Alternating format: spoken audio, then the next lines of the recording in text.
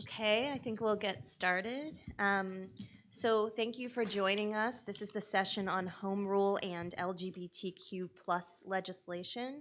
I'm Valerie Blake. I'm one of the professors here at the law school, and I have the pleasure of moderating this panel. We have three distinguished panelists today. We're delighted they've come to speak to us.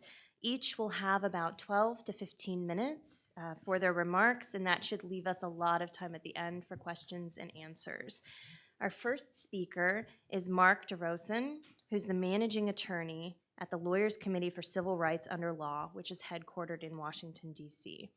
Prior to this, Mark was the managing attorney of the UNC Center for Civil Rights for 9 years. Mark teaches political and civil rights and state and local government at UNC Law School, and he's also taught at Duke University Law School. Mark was previously a partner at the Chapel Hill civil rights law firm of McShirley, Dorosin, and Osmond. He was elected to the Orange County Board of Commissioners in 2012, where he served as a chairman from 2016 to 2018, and he's a graduate of UNC Law. He will be speaking about North Carolina's HB2 bill, which has become widely known as the bathroom bill. Mark will explore how this legislation has forced the states to consider civil rights for historically marginalized groups, including LGBTQ people. Our next speaker will be Rosemary Humway-Warmuth, the city solicitor of Wheeling, West Virginia. Rosemary has served in that capacity for 22 years.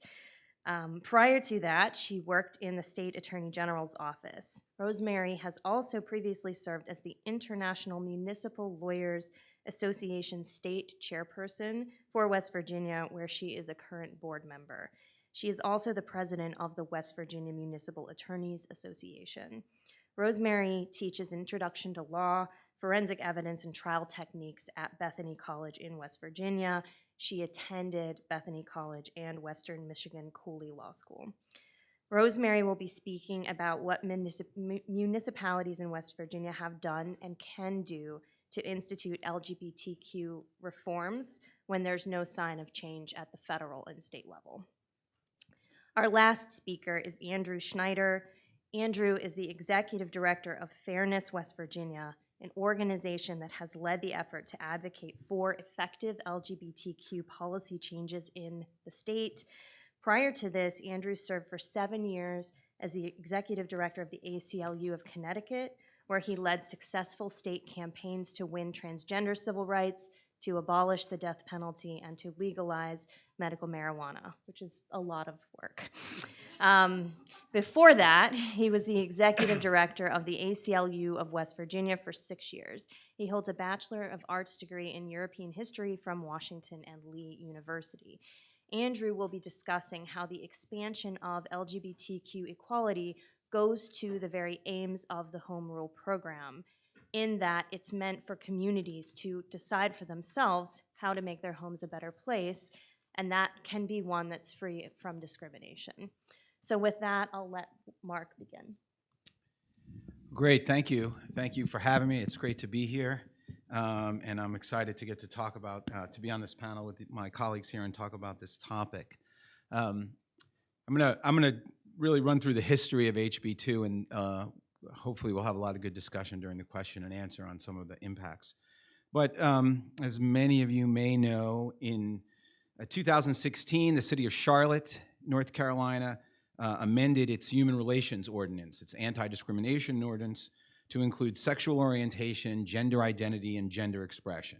That passage came after a year of grassroots advocacy by LGBTQ advocates in the city, an unsuccessful attempt to pass the bill, which I'll talk about a little more.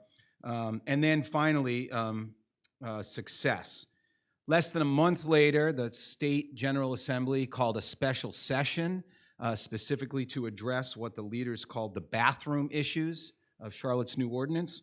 And they announced the special session. 2 days later, the session was held. And in one day, they introduced, passed, and ratified HB2. It was introduced at 10 o'clock in the morning. The governor signed it at 10 o'clock that night. HB2, which has been mischaracterized as the bathroom bill, was actually a sweeping anti-civil rights measure that went far beyond the issue of public accommodations and bathrooms. The bill narrowly redefined sex to mean biological sex, the physical condition of being male or female, which is stated on a person's birth certificate, and not only addressed bathrooms, but addressed the ability to have any anti-discrimination laws based on sexual orientation or identity or expression. But HB2 went further than that. It also preempted a number of workers' rights provisions, including minimum wage laws, benefits, leaves, protections of minors in the workplace. The passage of the bill produced the expected national backlash, and a year later, the bill was quasi-repealed. What the lesson and what I really want to focus on is what the experience with HB2 teaches us about the issues we heard about in the last panel, kind of the general issues of preemption and the idea of having uniform policies across the state versus local control. But the North Carolina lesson really tells us more about how our political processes address, or in this case, fail to address, the expansion of civil rights for historically marginalized groups. It also taught us a lot about the continuing overtly discriminatory anti-LGBTQ language in policymaking, and also something else the last panel referred to, the issues of the manipulation of the legislative process, including through gerrymandering. So just to sort of quickly go through the history, while my talk is focused on North Carolina, the debate about LGBTQ rights that underlie HB2 really starts at the national level. There's a zoomed out perspective. So in April 2014, the United States Department of Education issues new guidance for Title IX implementation. It's a formal guidance document is issued, and it says, for the first time, expressly says that Title IX sex discrimination prohibition extends to claims of discrimination based on gender identity or failure to conform to stereotypical notions of masculinity or femininity. And OCR will accept such complaints for investigation. Similarly, this is again the guidance, the actual or perceived sexual orientation or gender identity of the parties does not change a school's obligation. So we had the federal government in 2014 for the first time taking a more expansive position on what the word sex means in one of the most seminal federal civil rights laws, Title IX. That is the beginning of the advocacy in Charlotte. So in the wake of that announcement, LGBTQ advocates in Charlotte start pushing for the idea of expanding Charlotte's Human Relations Ordinance to include gender identity, gender expression, and sexual orientation. At the time, in 2014, Charlotte was one of only 3 of the 25 most populous cities in the country that did not have civil rights protections for LGBTQ individuals. And so there's a grassroots advocacy movement that begins. There's a lot of engagement with the city council, with the city attorney's office. And in 2015, they are successful in getting the city to agree to draft an ordinance and bring it forward. And in February 2015, that ordinance comes forward. By that point, there's already a growing conservative backlash to the proposal, and specifically, it comes primarily from conservative religious groups who are focused on the public accommodations aspect of the ordinance, which means you can't deny someone access based on any of these protected classes. And specifically, for the first time, we hear this question about transgender people being able to access restrooms based on their gender identity. In one of my favorite quotes in this whole story, the ordinance is coming up to Charlotte. They've gotten thousands and thousands of emails, hundreds of people sign up to speak. One council member says, who is against making the changes, says that this change does not reflect the preference of the majority of our residents. And to which the mayor replies, with all respect, I'm glad we didn't put Brown versus Board of Ed to a vote. they have the first public hearing. There is this opposition. And what happens is the city decides to amend the proposed ordinance to exclude the gender identity and expression issues from the part related to public accommodation. So they actually propose a watered-down version of the ordinance to eliminate the bathroom issue, and the ordinance fails. Opponents vote against it, but also two of the biggest proponents vote against it because they cannot accept the watered-down version. So the ordinance fails. And in the wake of that failure, what we see is what I would consider sort of the classic example of how democracy works. The proponents of that ordinance take their cues from the city council and turn their energies to the municipal elections, which are coming up in 8 months later. And they work assiduously to make this issue the core issue in the city elections in Charlotte. It's the topic of candidate forums. It really becomes, the municipal election becomes a referendum on the human relations ordinance. And in November, the advocates in favor of expanding civil rights are successful. They elect 2 new city council members who are supportive of the ordinance, and a mayor who says in her victory speech that she's going to bring the ordinance back the first chance they get. Again, now back to the national context that's happening at the same time. During that campaign, the summer of 2015, Gavin Grimm files a lawsuit in Virginia. A transgender student files a lawsuit against the school district, which has passed a rule saying you have to use the bathroom that matches the gender on your birth certificate. Grimm and the ACLU file a lawsuit in Virginia, and immediately the governor of North Carolina tells the attorney general, the governor, Pat McCrory, is a Republican, the attorney general, Roy Cooper, is a Democrat. They will run against each other in the election in 2016. McCrory says, we should join this lawsuit on the side of the school district. And he sends a public letter to the attorney general and says, this must be stopped before our state schools are impacted. Cooper refuses to do that. McCrory files the brief in his own name to join the lawsuit.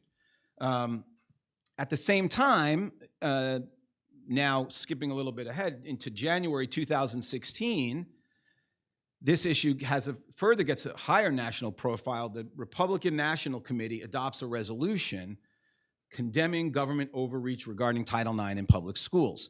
And in that resolution that's adopted, the Republican National Committee specifically says state legislatures should enact laws that protect student privacy and limit the use of restrooms, locker rooms, and similar facilities to the sex that's identified on your birth certificate. Again, that's the national context. In February 2016, the Charlotte ordinance is back before the city council. The governor, McCrory, is sending emails to the Republicans on the city council telling them not to do this, that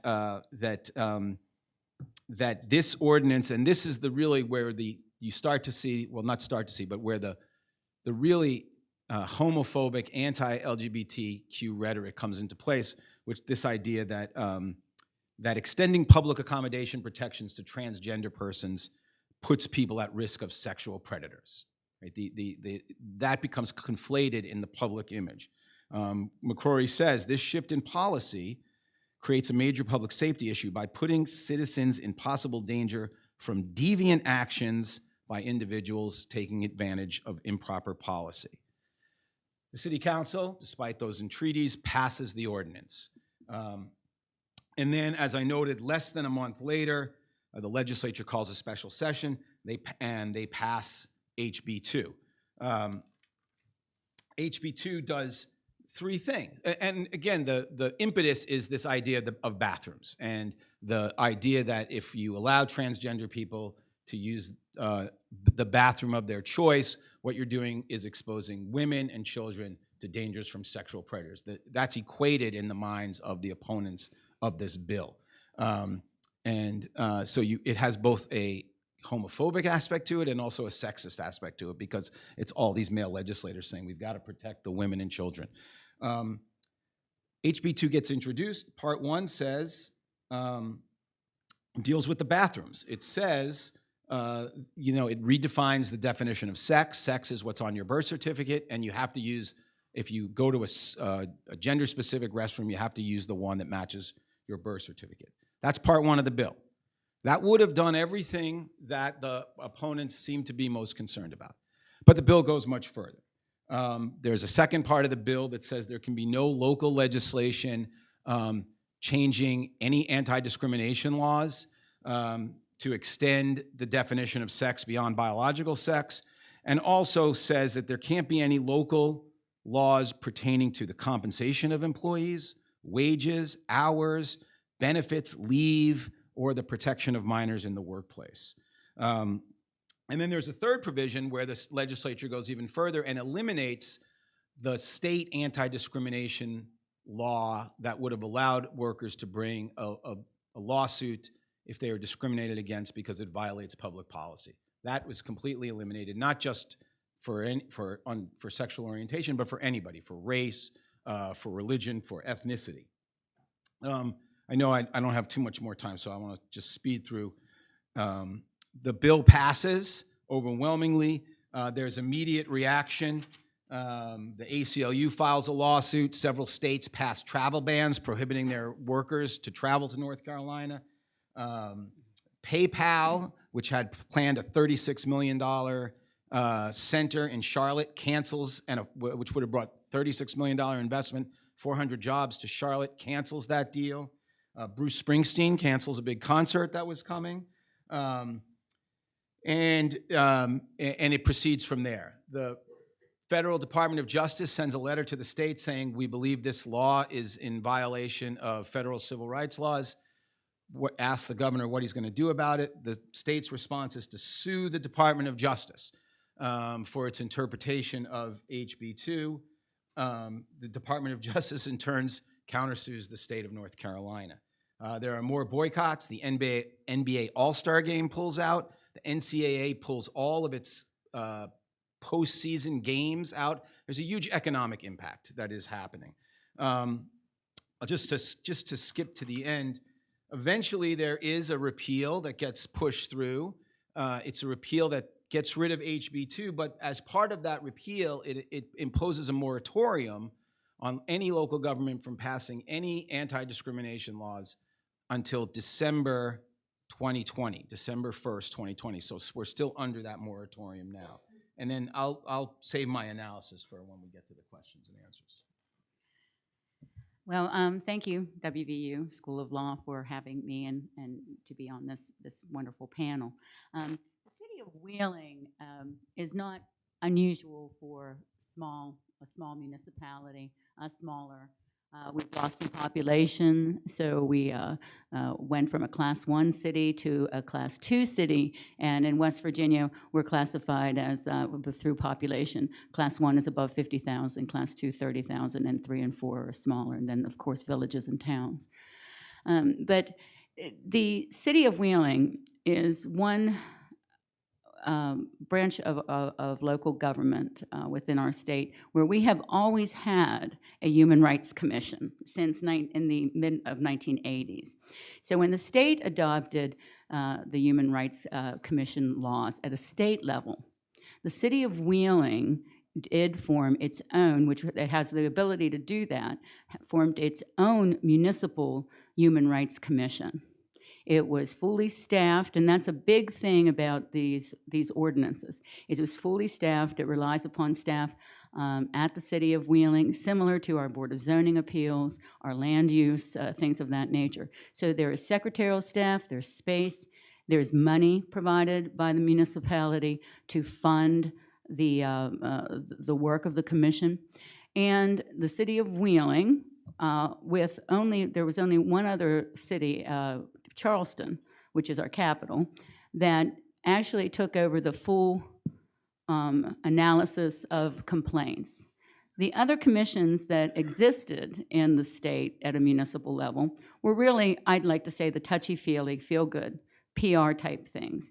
And primarily a lot of that is because of what I've just explained. They don't have full-time attorneys, and they don't have full-time staff, and they don't have any funding, et cetera. So that limits you in whatever your policy might be as to what you can actually get accomplished. So, but the city of Wheeling, similar to Charleston, we accepted complaints from day one on the basic characteristics that provided the complaints that we all know about at the federal level and the state level: sex, age, race, religion, handicap, et cetera. So those things that were recognized at the state level were recognized at the city level as well. And they were investigated at the city level. Again, a local analysis. And so throughout everything that the symposium stands for, Wheeling and many of our cities, we are also a home rule city, one of the first 4 pilot home rule cities since 2007 is, a strong local government is a strong state government. And the state legislators at the state level really shouldn't be afraid of strong local government. Sometimes I fear that there is fear there. However, I digress. The city of Wheeling, though, we always had the authority, and we did investigate complaints. As the municipal attorney, you wear very many hats. So I would also advise that commission. Now, what was different in 2016 that changed the desire of the city of Wheeling to incorporate the transgender, the LGBTQ community within the ordinance? It's a very simple fact. There was an election in 2016. In 2016, our city government went from a median age before of about 63 years old to 29 and 30. That, to me, I think that was pivotal. Now, as you listened to my colleague before, this was also coming right upon the heels of what was happening with the bathroom bill. And so we got the same type of questions and concerns. Hey, this is Little Wheeling, what are you doing? We're not any big city, we don't really need this, and so we had a lot of opposition. However, the council that came in, there were 4 that kind of ran together, and really only one incumbent remained upon the council. So again, that was a pivotal time, and also the mindset. As the municipal attorney, what I always strive to do is, I always say, is I'm nothing but a tool for the governing body. What is it that you want to do? What is it that you want to do? And then I will provide you a path to do it, as long as it's not illegal, unethical, or immoral. But so in the past, and I know that some members of our panel are aware of this, but in the past, our Human Rights Commission, being that they were active since the 80s, they routinely sent a letter to City Council, almost annually, saying, please include these categories into our ordinance. And they were pretty much categorically denied. At least they would, and there was a basis for it. The council, again, they did not wish to expand the ordinance. That was their prerogative and their discretion. And when asked, well, is there a basis for us other than just we don't want to? Well, the basis was the state has not recognized anything. The federal government has not come out and recognized these classifications. And a safe harbor, if that's what the council wants to do, would be to say, until the state or the federal legislatures act, then we feel uncertain, and we don't want to be the first one to create the wheel in West Virginia, et cetera. So the change in the policy and the change in the mindset of this city council is what fueled the change in our ordinance. Now, the city of Charleston had done so before the city of Wheeling. They have a much more metropolitan population, a larger population, capital of the state, And they did change and expand their ordinance back, I believe it was like in 2012. So, 2007? And I know that in 2012 they had a big case, and I think Paul Ellis would probably talk about that best, and he's going to be on the home rule panel tomorrow. But and I'll talk a little bit about that. But they were much ahead of the curve, and it was because they were, they recognized a need and a desire in their community at an earlier time, primarily. Now, they did defund their Human Rights Commission, and I think that was in 2012. They defunded some of it because they were, I mean, they are in the seat of government. The State Human Rights Commission is there. They can handle the cases just as easily as the city, et cetera. And so so anything that is recognized, the normal age, race, et cetera, those whole investigative powers were stripped out. And so they just immediately went to the state. But because the state didn't recognize the transgender and the LGBTQ community, that was kept in-house and was maintained within the legal department in Charleston. So really, the city of Wheeling is the only municipality that has that full powers and authorities to do a local review, investigation, a mediation, and even a follow-through to a potential probable cause.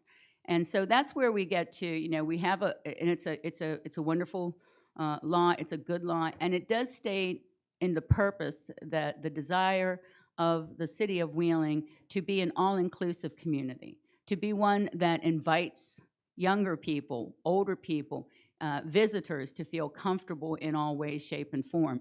And so that was another big push. Our mayoral terms and council terms all are up again this year and every 4 years.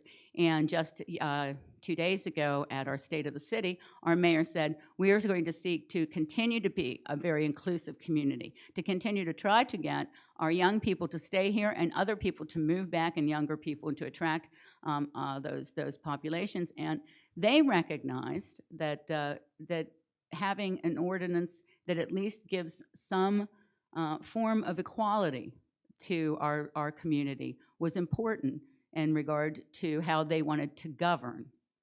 There are 13 cities within our state in West Virginia that have also adopted LGBTQ ordinances under the umbrella of a city human rights commission in the past 5 years. It's kind of been broad. Now, again, those other cities, and I think that there might be, you can address some of that, some of those other cities, the city of Wheeling was approached by the ACLU. We were very supportive. We did send our ordinance out to everybody with a cover letter saying that we supported this. Here's our ordinance. It's online. Please feel free, take whatever you can of it, copy it, use it. It's been kind of blessed by the powers that be, and is working well within our city. But these other cities, which are, many of them are smaller, or many of them had never went down that road of having the investigative, adjudicatory type of authority that we have historically had. They pulled back a little bit on that. So they recognize these things, but then the question is well, what good is that? How does that help your citizenry? In Wheeling, and when I was speaking with Paul, because the city of Charleston, our ordinance looked much like theirs. The thought that we have is that if you find that there's a violation of your local ordinance, a local law, it should be recognized in a cognizable claim in a civil rights action. There doesn't seem to be a preemption or a foreclosure of that. In fact, it seems to be a recognition that the federal law is to work in tandem if it does not preclude local legislation. So we feel that it is a door for persons if we find that there is probable cause to believe that there was discrimination based upon the LGBTQ community as defined, and we do define it as broadly as discussed earlier. Then it would be, it does provide a vehicle to perhaps get then to the other courts.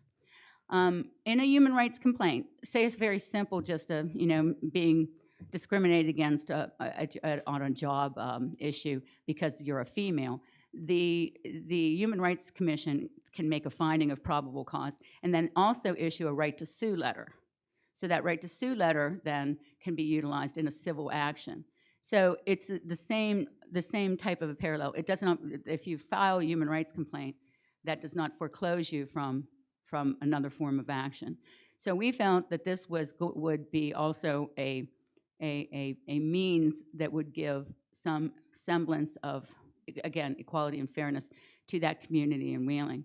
I will say that we had one council person, and they wanted the ordinance to be broader, to have more appeal to whatever base, which was absolutely fine. So we included the class of veterans. So it was not just, hey, this isn't just LGBTQ. We have a discrimination class right now for veterans. So that also went a long way, because the veterans can be, can undergo discriminatory practices in regard to hiring and living situations and things like that. So we really modified our ordinance in a broader fashion. We did reach out. That was an important part. We had several work sessions with our Human Rights Commission, open to the public, not public speak and discourse for the work sessions. We probably had about 4 or 5 of those. They were large, they were publicized. We did invite stakeholders to also then participate. We moved our city council, which usually houses about half of this group, or a little less than on this side. Maybe it seats about, say, 50 to 75. We moved it to a local park, and there were approximately 250 people in attendance, and somewhere within 35 to 50 speaking, and some people speaking on behalf of groups. And we spent several hours that night with the information that was coming forward for consideration. And the ordinance did take into consideration maybe some modification in some language. The Catholic Church sent representatives to provide the city with their thoughts upon that. We had to speak to them to say, this ordinance is not trying to tell you what you need to do with your Catholic tenants. It has nothing to do with, how you run your church services, et cetera. We also had persons that stood up on several occasions and used the whole bathroom scenario. I have a little girl, oh my goodness, I can't have them in the bathroom with a person that is really a man, but in a woman's dress, this and that. And I spoke with a friend of mine who said, Rose, women have been going into men's bathrooms for a long time in bars and concerts when the lines are too long and things. And again, that thought that there was some form of a threat to the women and children, et cetera. So that was voiced. We also had people that signed up, and you have to let everybody speak. Public meeting makes no difference. So we had probably 10 people that were not in the city of Wheeling, were not even in the state of West Virginia. They were bussed in also. So it was quite a raucous evening. So we had those persons who did address, and we felt we made reasonable rules. So we did have sign-up sheets, so we could say, do you want to speak for? Do you want to speak against? Do you want to speak in a neutral? And are you in town or out of town? Because we were going to give preference to the people who this immediately affected, which was the municipality, at least to give them the courtesy of speaking first, if you will. So we didn't get any challenges on that, thankfully. But I thought it was fair. There are reasonable rules, and we did publicize that before the meeting. Anyway, it has been working well in the city of Wheeling. It was December of 2016 that we had 2 readings of the ordinance and another public presentation again before the vote. The vote was unanimous by the city council. And the one councilman spoke that he was persuaded because of the city including the veteran status. So I don't know if that was, to appease a base or whatever. But we have, since that time, we have had 3 cases that have raised a transgender issue. And they have, I can say they have all been resolved at this local level. It's, is it something that assists that community? We think that it does, and our commission does think that it helps because also there's a greater awareness. Maybe there's a deterrent factor. The people in, sometimes even as attorneys who you counsel your clients, on different, say, foils or in harassment law or housing law, et cetera. That, at least if you're within a community that like Wheeling, that's an area that you need to tell your clients about. That's an area that we try to educate the population also is we have enacted this law and it does apply to you. And so we've had it in a public accommodation setting. We've had one of the complaints that was based within an employment setting, and another one within another public accommodation setting. So, and they were successful in the way that the complainant felt that they were heard, and that the remedy was acceptable.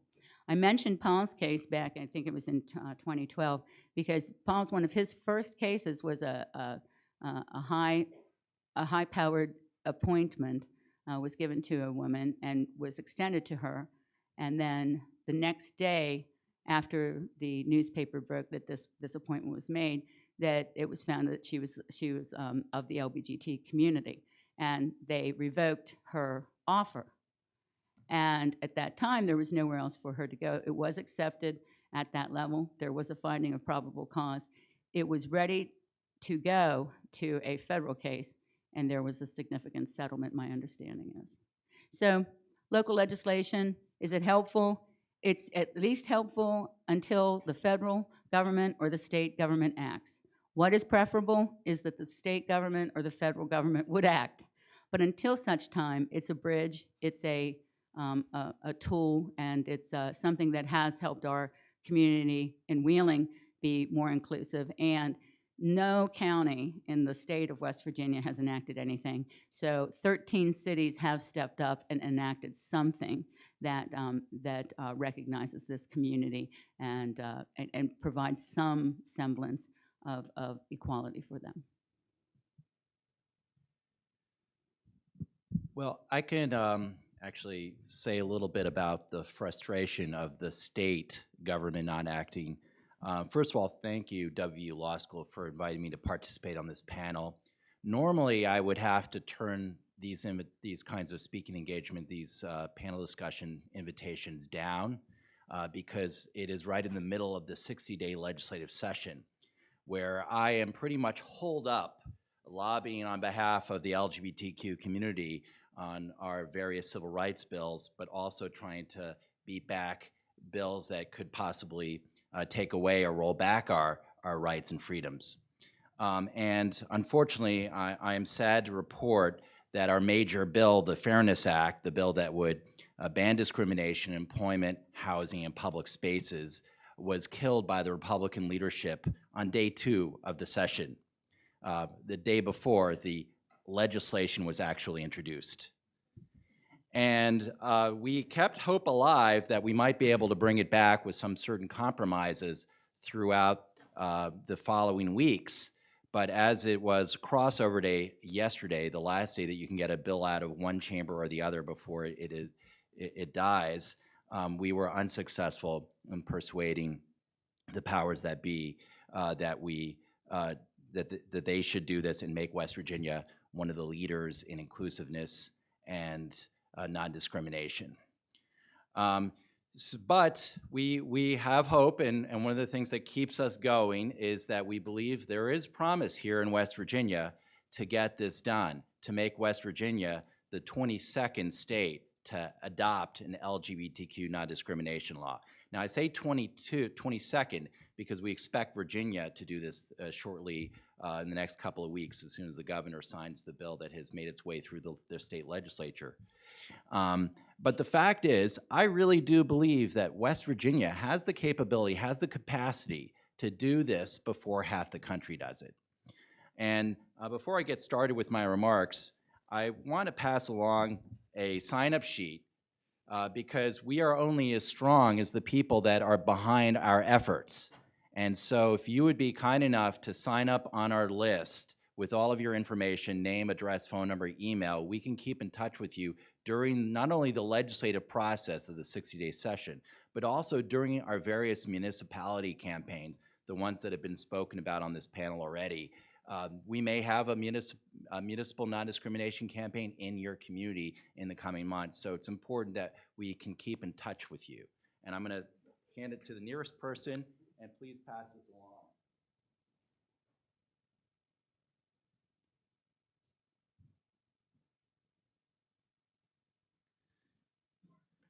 So before I begin my prepared remarks, I want to talk about an issue that's come up on this panel that I feel like is important to address. That's what's been called the bathroom issue. It's what we call the transgender bathroom predator myth attack. And it came about in the most public way in Houston in 2015 when some very anti-gay pastors successfully got enough signatures to put their LGBTQ non-discrimination law on the ballot for repeal they have a referendum process there. And that was the first time that nationally we all became aware of this attack that conflated transgender civil rights with the bathrooms and with the demonization of that population, and the fact that somehow this would lead to the kinds of abuse of men dressing up as women to prey upon vulnerable women and girls in the public restrooms. And it's not, and it's an attack not unlike some of the attacks and segregations that have taken place in history, some of the things that are pretty horrible that we all can agree is pretty terrible. The segregation of bathrooms for African Americans based on race, a segregation of public facilities for Jews in Nazi Germany. This is time and again the type of attack that is used in civil rights struggles to demonize a specific vulnerable, marginalized group of people. And so the opposition, I think, realized that by this point in time, most people knew someone or know someone who is LG or B, lesbian, gay, or bisexual. We have family members, we have neighbors, teachers, doctors, you name it, friends. Most of us know someone in that group of people. In fact, the Pew Center for Research did a poll a couple years ago and found out that 84% of Americans know someone who is gay, lesbian, or bisexual. But they also found that only about 15% of Americans know someone who's transgender. So the opposition obviously recognized that disparity and figured that they could more easily demonize the transgender population to not only try to divide our community, but also to stop us in our tracks, because we were making some headway in terms of civil rights progress in this country, and they were desperate to find something that would stall the progress. And in Houston, they succeeded. Their side spent somewhere in the neighborhood of $3 million. Nationally, our side spent the same amount of money, but we weren't prepared for the attack at that point. And Houstonians voted to repeal their law 60% to 40% of the vote. So naturally, when we were beginning one of our ordinance campaigns shortly thereafter in Lewisburg, the opposition believed that if this kind of attack can work in the 5th largest city in the country where there's a large LGBTQ population, surely it will gain traction in rural West Virginia. So signs go up all over Lewisburg saying, vote no against Ordinance 254 to keep men out of women's restrooms.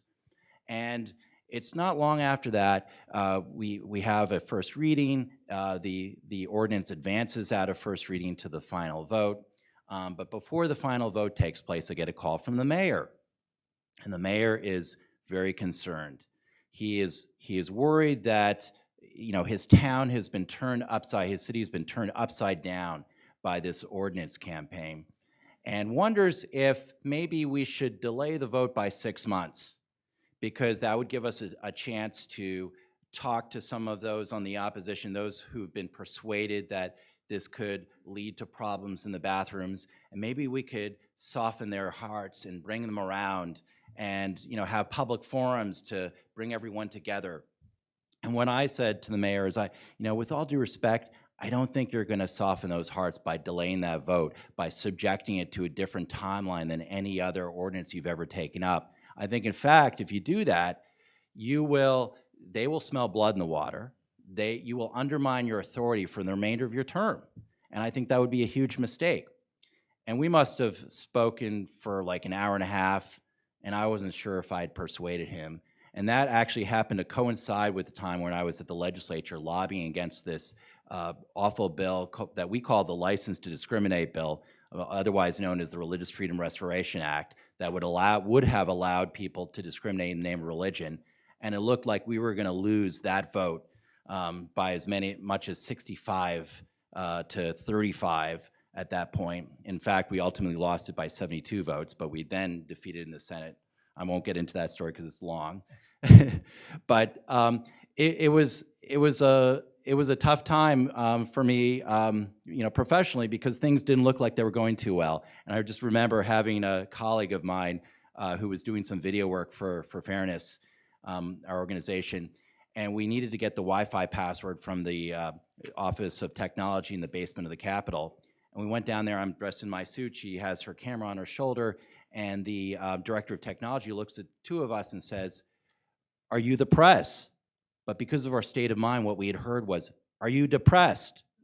Oh my God, are we wearing our emotions on our sleeves? That's really the way it felt at that point. But fortunately, Lewisburg did not capitulate to the tension and the controversy swirling around this ordinance. And they ended up holding the city council meeting, the final vote, essentially according to the same timetable. But because of the fear generated over these attacks and the interest that was generated over this ordinance, they decided to move their city council meeting from City Hall, which could accommodate approximately about 70 people, to the osteopathic school, which could accommodate approximately about 500 people in their auditorium. And because of the worry about potential violence, they had a full detail of state police present. In fact, as you pulled into the parking lot of the school, a state trooper would ask you to roll down your window and ask you which side you were on. And so given what answer you gave them, you were sent to a different side of the parking lot than the other side. And then you were expected to enter through a different entrance of the school. And then finally, you were seated in a different section of the auditorium. They kept us apart because we were worried, very worried, that we wouldn't play nice with each other. So there were about 45 people on each side who spoke for and against the ordinance. And of course, I believe my recollection is that everyone in the opposition spoke against the ordinance using the bathrooms as their reason, as their rationale. So at the end, the meeting started at 7 p.m. that night.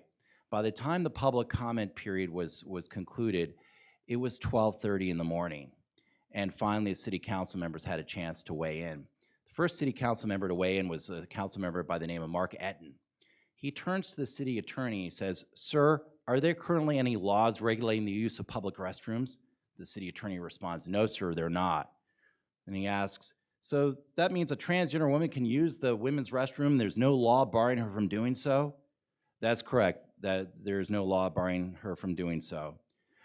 "So then if we as a city council adopt this ordinance tonight, will that change anything regarding the bathrooms?"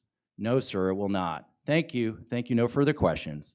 And then he turns to the city police chief. "Chief, if our city council approves this ordinance this evening, will you enforce the laws against sexual assault any less vigorously than you've done so in the past?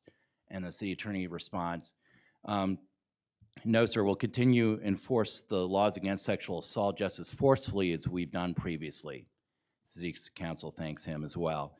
And then that takes the wind out of their sails. And then they end up voting, and they end up approving that ordinance unanimously in Lewisburg, population 3,500. And that sets the example for a record number of municipalities that year. This is 2016. After, not even 2 weeks later, the city of Martinsburg unanimously approves an LGBTQ non-discrimination law. Then comes Shepherdstown, then comes Charlestown, and then at the end of the year, Wheeling. Unanimously Wheeling, by the way. And I thought it was great that so many communities were coming on board, but what I didn't realize is after Wheeling adopted their ordinance, I get a call from a national organization that's praising West Virginia, because West Virginia apparently adopted more municipal LGBTQ non-discrimination laws in 2016 than any other state in the country. Yeah. So that is what gives me hope, that we have the potential here of doing this, and of doing this on the state level before half the country does it. That's why I'm committed to this work, even if it's frustrating that we have our bumps in the road, and there will be bumps, because these things are never easy. They're never wrapped up in a gift and handed to you on a platter. You have to work for them. So please sign up on that list so that we can call on you when we need you for the fight that will actually make a difference. Now I'll return to my prepared remarks. So in just a little over a decade, 13 municipalities have adopted local fairness laws. These laws help ensure that no person is fired, evicted, or denied service in public spaces because of who they are or who they love. Shortly after the legislature launched the Home Rule pilot program in 2007, the city of Charleston became the first municipality to adopt an ordinance banning discrimination based on sexual orientation, gender identity, and a dozen more municipalities have followed. But Charleston and other cities don't need home rule to enact these local fairness laws. The state's Human Rights Act only provides for a limited number of protected classes, but it explicitly states that the law may not supersede any local non-discrimination laws or municipal charters. In 2019, as you know, the legislature made the home rule program permanent. When it did, a few lawmakers attempted to prevent the adoption of the bill without including an anti-LGBTQ provision. They wanted to allow a small minority of voters, 30%, to recall an ordinance through a referendum process specifically designed to target the local fairness laws. Now, some people might say that sounds all right in theory, but it would have had the effect of subjecting civil rights protections of a minority group to the whims of a majority. It would have had a chilling effect on future municipalities from even considering adopting a local fairness law out of the fear of facing an expensive and divisive referendum. To show you how ridiculous that would be, let's look at the town of Athens, the town in the heart of Delegate Porterfield's district, I might add, that became the 13th municipality to adopt a local fairness law just a few weeks ago. If these referendum provisions were adopted at the state level, as few as 23 people could have forced the town to hold a special election to decide whether LGBTQ discrimination should remain illegal. And we know that voter turnout is lower in these kinds of off-year municipal elections. Local fairness laws aren't the only way that municipalities are stepping up for LGBTQ people. Across the country, dozens of cities have taken steps to ban the dangerous and discredited practice of conversion therapy. This is a mostly underground practice that attempts to change someone's sexual orientation or gender identity. And it's mostly underground because every major medical association has condemned it. It can be devastating for a child to be subjected to this practice. It can lead to higher rates of depression, self-harm, and even suicide. Our bill to ban conversion therapy across West Virginia would allow the state to revoke a medical professional's license for using this practice. Considering how serious this practice is, some states and cities have taken it upon themselves to ban conversion therapy in minors. Courts have long upheld that these types of bans are constitutional, and we've introduced a bill every year to bring a ban to West Virginia. We've yet to see any movement at the legislature. And I think it's worth considering if municipalities can do more to help this fight. In 2019 alone, 19 cities enacted conversion therapy bans. To give you some background, it's more challenging for cities to ban conversion therapy than it is for states. In October of last year, a U.S. district judge in Florida actually struck down Tampa Bay's conversion therapy ban. It wasn't struck down because the ban itself was unconstitutional, but it was struck down because the city didn't have the home rule authority to enact the ban. The bad news is West Virginia's municipal home rule program brings some significant barriers to any cities hoping to ban conversion therapy. In the law, it specifically prevents municipalities from enacting laws contrary to, quote, laws governing professional licensing or certification, including the administration and oversight of those laws, end quote. With this provision, it seems that municipalities might not be able to adopt our conversion therapy ban directly into a local ordinance. There's some gray area here, though. There might be ways to effectively ban conversion therapy without involving a practitioner's license. Perhaps Charleston or Morgantown could enact an ordinance to revoke the business license of a clinic that uses this therapy. We'd love to see municipalities step up and use some creativity to help end this terrible practice. The truth is, LGBTQ issues are at the heart of what the Home Rule program is all about. The Home Rule program is founded on an idea that communities should be allowed to decide for themselves how to make their homes a better place. Nothing makes a community stronger than making sure that everyone is able to live free from discrimination. The Home Rule program is meant to allow municipalities to find ways to make their communities operate more efficiently and attract new businesses. Nothing helps attract new businesses than ensuring that the best and brightest talent will be protected from discrimination, no matter who they are or who they love. Thank you. You know, playing on that, because Andrew's been down at the legislature, every year the legislature, except I haven't had many this time, but the legislature has attacked the home rule to attempt to, when we attempt to amend it, home rule was scheduled to sunset.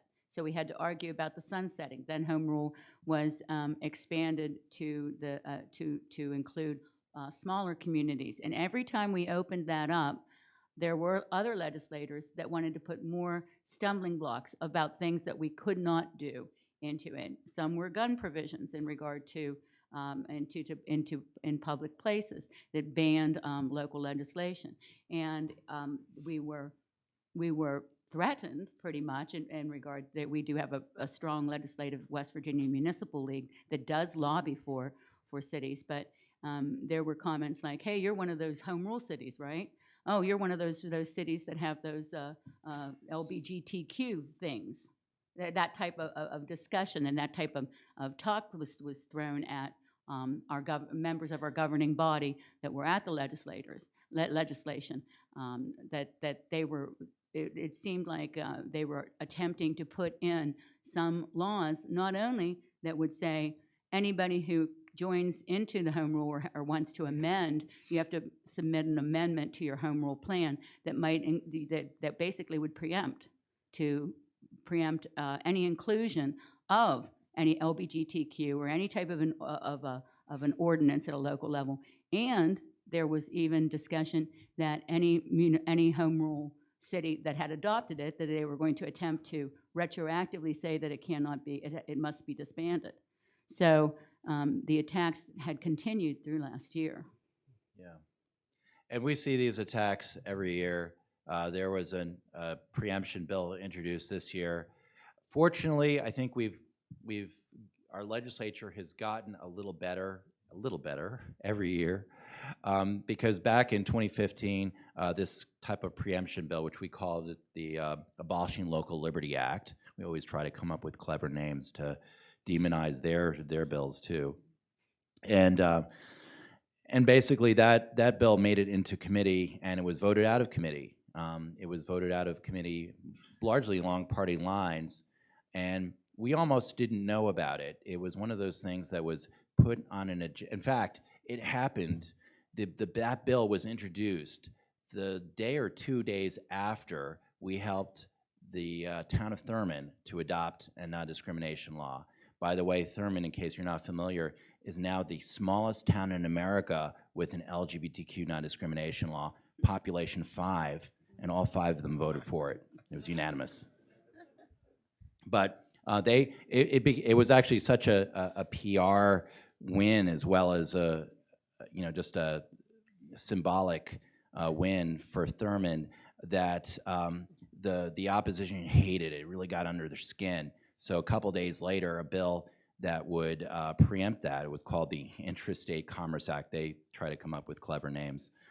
And this bill would not only prohibit future municipalities from adopting these laws, but it would have essentially abolished the, at the time we had only 7 municipalities with these laws. It would have abolished those laws in those 7 municipalities, including Thurman.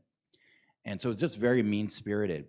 And a couple days after the bill was introduced, because it was like the last day a bill could be introduced in the House, it came up on the agenda. But the chair of the House Government Org Committee put it on the agenda at like 10 o'clock at night after all the lobbyists had gone home, hoping that no one would hear about it, no one would know about it, and it was scheduled for a vote the next morning at 9 in the morning.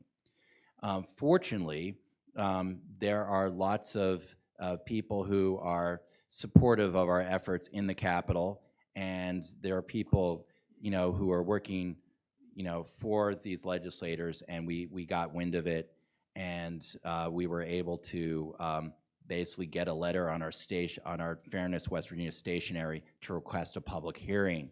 And if you can request a public hearing, that delays the bill from moving to the floor by 2 days, because they have to give people, the public, 2 days notice to attend the public hearing, the ability to attend the public hearing.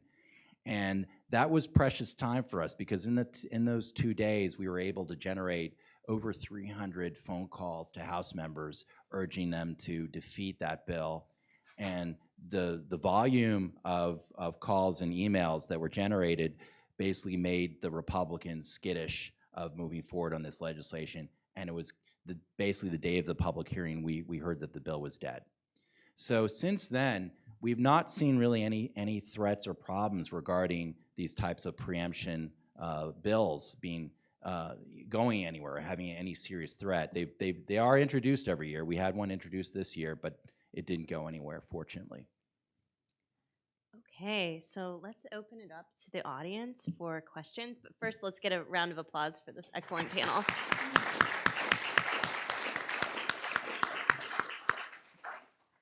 Okay, looks like we have a microphone in the back. Any questions?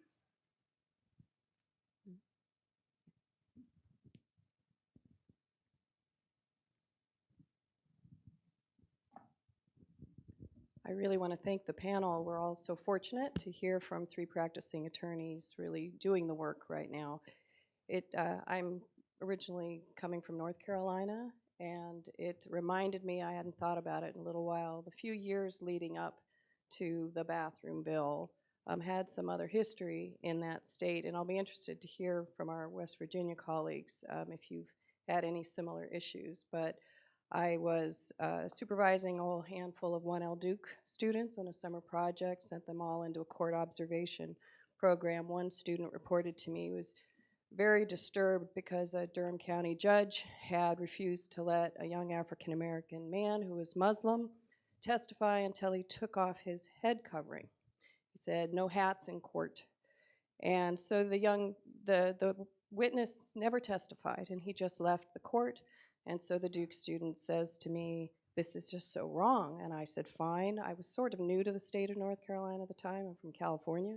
I said, let me check out our code of ethics. I said, I can't find an anti-discrimination provision. So let me call the North Carolina Supreme Court. So I did. And I spoke to the clerk, and I said, I don't have a provision to show this student should he choose to file some kind of complaint against the judge. And clearly it's race and religion. And the clerk says, hang on, I'll call you back. So he talks to the court, calls me back, and has the integrity to tell me what I was supposed to know, which was there are federal laws in place, it's good enough. We don't need that. We've looked at this before. We don't need that in North Carolina. So the student was very discouraged and chose not to file anything because it would have been too much of a battle to try to make this up somehow. So the importance of having this express, having something that an attorney could attach and hang on to that is actionable is so important. Jump ahead just a few years. By this time, I'm very active in the Association of Women Attorneys at the time, that they and the Black Lawyers Association and a number of attorney groups are trying to get an anti-discrimination provision into our code of ethics for attorneys, at which point the biggest pushback was that it included gender identity and sexual orientation. They would not pass a bill unless it was watered down, not a bill, but a provision. And I remember thinking at the time, please everybody hold tight together. Do not back off, right, until we have this all together. And what struck me the most was, I started to collect them, were letters from attorneys to the state bar that were so vicious and homophobic, opposing these provisions in a self-governing profession. And it just struck me how important it is that practicing attorneys who have the courage to stand up, for those who have even more courage to live the life of what they're facing with all of this, how key that is in all of this. So as we talk about home rule and local authority, I think this panel is an excellent reminder of how important the legal profession is, how important it is that law schools are in teaching people how to use their voice effectively, because at the local level, it's your local attorneys who are really standing up and fighting the fight. So I just really want to appreciate what you said, and I'm curious, I kind of know what happened in North Carolina, but I'm curious in West Virginia, as a self-governing profession, how discrimination within attorneys and judges and the rest, how that's handled here, if you think it's handled well. Because if those folks don't self-govern well, how are they going to advocate for everybody else? Sorry that was so long. Well, first, I want to debunk another myth. I'm not an attorney. I mean, my dad always You can be wanted honorary. my dad always wanted me either an attorney, a doctor, or a rabbi, and I disappointed him on all three. but so I'll defer to you. Well, there is most lawyers, and it is a more of a self-governing. But I find that in the Ohio County Bar and in areas where in the Charleston Bar and things, that there are members of the LGBTQ community that are attorneys that do live the life, as you say. I think that being that we have 13 cities that have a local ordinance, there are attorneys that have represented persons who have complaints, and so I think that there isn't anything in regard to bar rules, et cetera, that I'm aware of. However, I think there's an openness, if you will, to that really doesn't have a place within our practice. And many of the judges, I think, are of that same bent. Now, I will tell you that it is different in different parts of the state. If you look at this, you need to look at the complexion again, a map of the persons who have adopted it. There are other pockets. There are, like, Parkersburg is a Class 2 city. It's a large city, and so we're working on them. But it is different. It may be different in regard to the makeup of the political party within those areas. But we do recognize, like you said, I was talking with a gentleman and his partner after our Human Rights Commission meeting last week, and he said it made all the difference in the world for them to stay in Wheeling. And he said, every day in my life, in our lives together, and they're married. And he said, and I'm always worried that my marriage is going to get somehow legislatively annulled.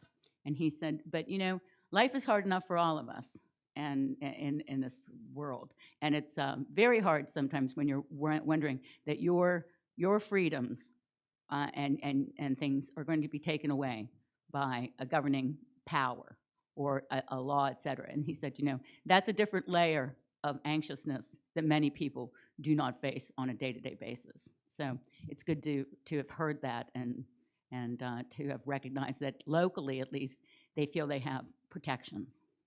But you make a good point. I mean, what we're really talking about here, we're talking about is institutionalized discrimination against the LGBT community. And so, and the legal system is an institution infected by that same institutionalized discrimination. And what's so compelling about these local ordinances, and I'm jealous to hear about all the success in West Virginia, given that it's been banned. You know, the local governments don't have this power in North Carolina. I mean, what's compelling is that these ordinances, these local legislation, you know, unlike historical civil rights victories that have been court decisions, you know, what this legislation brings is an institutional impact that a favorable court ruling does not, right? These ordinances represent really the popular and public endorsement of the inclusion, full inclusion of the LGBT community in the same benefits and protections that other residents have. And it really goes, I mean, the history of maintaining, you know, that discrimination has been about exclusion, about keeping those groups out.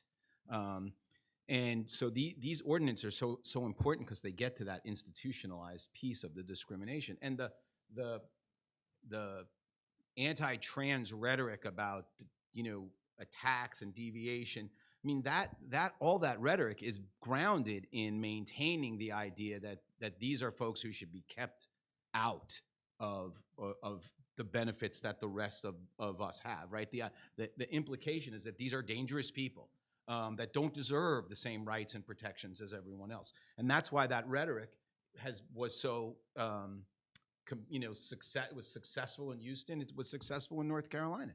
It really was. They were able to drive the debate using that overtly discriminatory rhetoric. The other interesting piece in North Carolina, just to sneak this in, even though it's leaping from your question, is in North Carolina, the other piece of the rhetoric that was so fascinating was in the legislative debates about HB2, in the legislative debate about passing it, one of the big attacks was that what happened in Charlotte was undemocratic, right? That the city council was somehow a less democratic place than the General Assembly, right? The idea was that, you know, that a few radicals who were getting money from out of state, you know, and people from being bussed in, that they pushed through this agenda.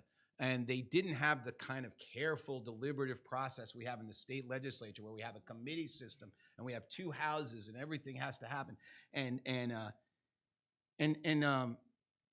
you know, the whole idea of undermining this was the idea that that somehow what happened in Charlotte was undemocratic, even though they lost the first time. They worked to elect new officials who were supportive of the position and won the second time. And over the course of a year, that was somehow less democratic than ramrodding the HB2 through in one day with almost no debate, with a veto-proof majority. And so you have these two pieces come together in North Carolina that helps justify this preemption. That really what it serves to do is continue to marginalize excluded groups. And I just want to say one thing. Rosemary, you brought up the distinction between communities in West Virginia that have human rights commissions, where you have a process. The city has funds to actually, you know, pursue some of these cases. In most of the communities in West Virginia that have these fairness laws, they're not as fortunate as Wheeling, like the town of Athens that we just worked with a couple weeks ago to adopt theirs. Those types of towns and the smaller cities basically enact these laws that don't require any financial burden for the city. because they simply provide a civil cause of action for victims of discrimination to find a lawyer and bring their case to court. And that's the beauty of it, so that there's no burden for these towns and communities to do the right thing and become inclusive communities. They can do it simply by just wanting to do it. So it looks like we have time for just one more very quick question, and then we'll wrap, and hopefully our panelists will be able to stay.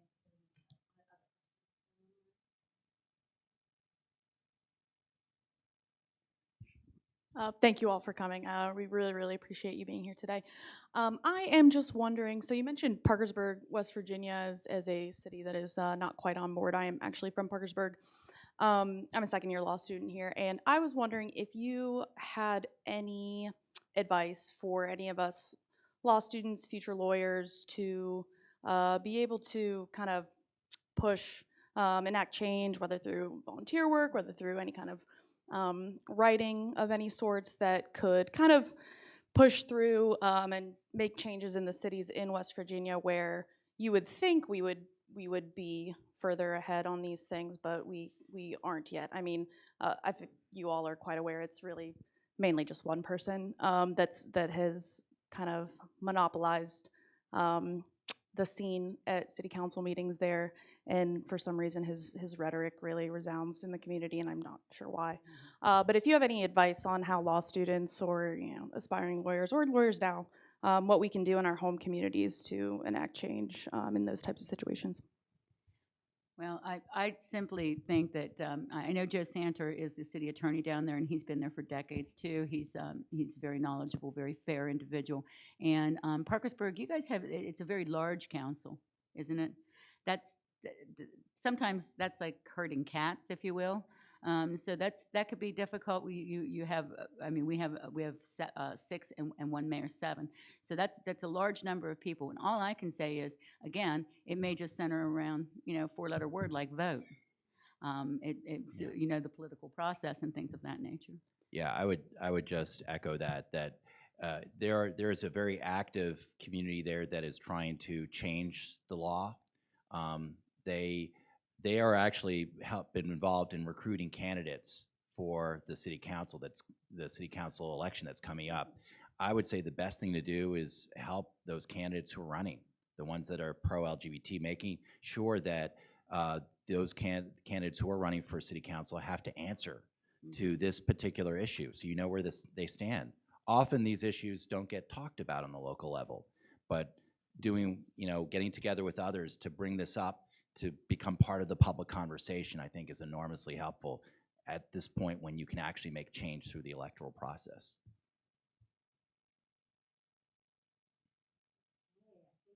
Are there any announcements we should make before everyone leaves? Thank you guys so much for sharing your experience with us, and Professor Blake for moderating. And thank you to all of our panelists and speakers today for traveling and sharing your expertise with us. It's been really informational for me personally, and on behalf of the Law Review, we would just like to say thank you to all of you who have traveled here today on this snowy February day. And we hope that you will join us again tomorrow. We will begin at 8 a.m. for breakfast. Welcome remarks will begin at 8:45. And our first panel tomorrow will be criminal justice reform beginning at 9 a.m. in this room. Thank you. If you have any questions, catch a member of the Law Review and we will be able to fill you in. Thank you.